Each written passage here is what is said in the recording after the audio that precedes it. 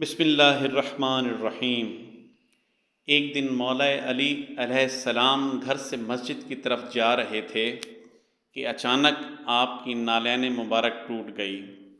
حضرت علی نے نالین کو اٹھانا چاہا تاکہ اسے سی کر پہن سکیں کہ سامنے سے آپ کا سچا عاشق حضرت میثم عتمار آ گیا اور دست ادب جوڑ کر کہنے لگا، آج یہ سعادت مجھے عنایت فرمائیں کہ آپ کی نالین کو میں سی دوں۔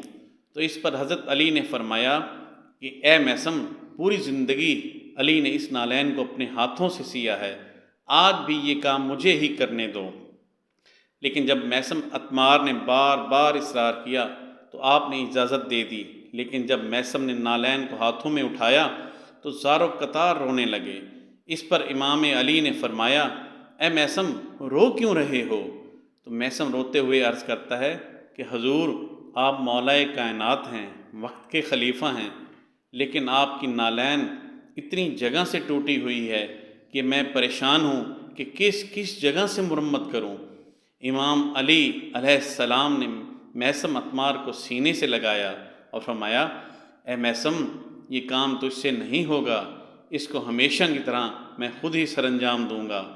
سلام ہو مولا کائنات امام علی علیہ السلام پر۔